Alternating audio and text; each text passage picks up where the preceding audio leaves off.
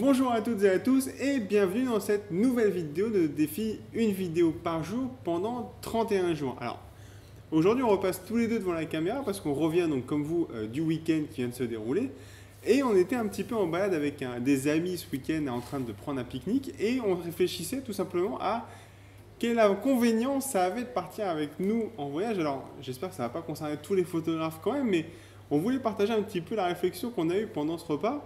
Et on a fait une petite liste des 5 choses qui font qu'on arrive à reconnaître un photographe d'un non-photographe. Alors déjà, premier point, en tant que photographe, en général, les lieux touristiques, on n'aime pas ça. On va aller chercher les lieux non touristiques, les petits coins paumés, glauques au possible, juste pour aller chercher une photo un petit peu originale et qui change d'angle. Ce qui fait qu'en général, enfin moi je sais que personnellement, mes amis me maudissent parce que eux, tout ce qu'ils ont envie de voir, c'est d'aller voir le Duomo à Milan, s'ils ont envie de voir les Big Ben à Londres, mais moi j'ai pas du tout envie d'y aller et ils me maudissent juste pour ça. Deuxième chose qu'on a remarqué, c'est qu'en fait, et ça pour le coup c'est une blague qu'on se fait avec Céline, c'est que quand on se balade, on aime bien regarder l'intégralité du matos du voisin et finalement comparer un petit peu qui a la plus grosse. Donc c'est vrai, et je pense qu'on est tous pareils, quand on est photographe, on regarde toujours le matos du voisin et voir ce qu'on pourrait peut-être acheter ou peut-être regarder en rentrant à la maison. Mais en tout cas, on aime bien regarder du beau matos. Alors, autre chose, je pense que tout le monde achète un guide du routard, va acheter, je sais pas, l'OVNI Planète pour préparer son voyage. En général, le photographe oublie tous ces guides-là, comme on disait, il oublie aussi les lieux touristiques. Il va plutôt lancer Flickr ou lancer n'importe quel système de partage et aller chercher les lieux intéressants, les lieux photogéniques au possible sur les différentes destinations.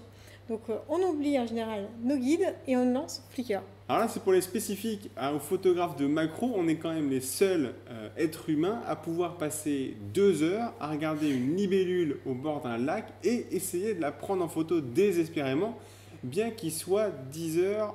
Là, ça doit encore marcher, mais alors midi, c'est juste impossible de prendre une libellule en photo. En tout cas, on est les seuls à rester vautrés par terre avec notre appareil photo et notre macro pour essayer de faire une photo de libellule. Pendant que tous tes amis attendent impatiemment d'aller voir Big Ben. Pendant que tous les amis attendent d'aller voir Big Ben. C'est presque du vécu. Dernier petit point aussi qu'on nous fait gentiment remarquer quand on part en voyage avec des amis. Quand on fait de la photo, en généralement, on transporte un boîtier, 1 ou 2 objectifs, un trépied, des batteries, des cartes mémoire, enfin j'en passe, voire un ordinateur. On a vite 5 à 10 kg de matériel sur notre dos. Donc déjà, pas les bouteilles d'eau, c'est pas nous qui les portons, c'est les amis. Le pique-nique, en général, c'est la même manière. Mais bref, on a très vite un sac à dos très lourd sur le dos et on se plaint en fin de journée. En attendant de partir avec un photographe, ce n'est pas que des choses désagréables, comme on peut faire la liste ici, c'est aussi pouvoir ramener de belles images d'un beau voyage ou d'un bon moment en famille. Et c'est exactement ce qu'on a fait ce week-end. Parce que jusqu'à preuve du contraire, les gens avec qui on était ne se sont pas encore plaints des photos qu'ils ont reçues aujourd'hui. Donc à première vue, c'est pas si désagréable que ça de partir avec un photographe en vacances. Ce qui compte, c'est juste de se faire plaisir et de partager un bon moment tous ensemble. Voilà pour cette petite vidéo d'une vidéo par jour pendant tout le mois de juillet. Donc elle est un petit peu plus longue aussi celle-là que d'habitude. C'est que c'était vraiment une expérience marrante qu'on a vécue ce week-end. On voulait la partager avec vous. En attendant, n'hésitez pas à vous abonner à Facebook, à Twitter, à YouTube. Et on vous dit à très bientôt. Ciao, ciao!